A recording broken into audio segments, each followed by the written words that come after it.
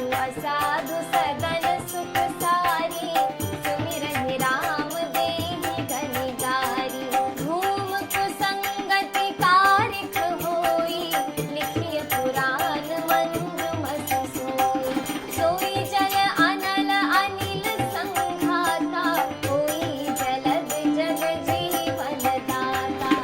रामचरित मानस मिलि गावा, तुलसी कृत ये कथा सुनावा। ग्रह भेषज जल पवन पट, पाई कुजोग सुजोग। ओहि कुवस्तु सुवस्तु जग, लखहि सुलक्षण लोग। सम प्रकाश तम पाख दुहु, नाम भेद विधि कीन। शशि शोषक पोषक समुझी, जग जस अप जस दीन। जड़ चेतन जग जीव जता, सकल राममय जानी। बंदउ सबके पद कमल, सदा जोरि जुग पानी। देव तनुज नर नाग खग, प्रेत पितर गंधर्व। बंदउ किन्नर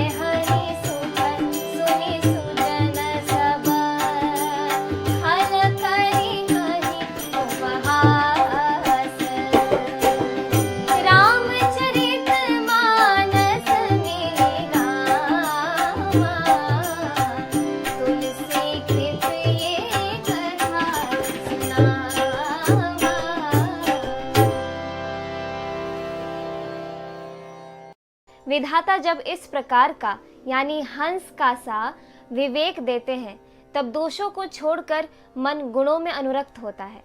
काल, स्वभाव और कर्म की प्रबलता से भले लोग यानी साधु भी माया के वश में होकर कभी कभी भलाई से चूक जाते हैं।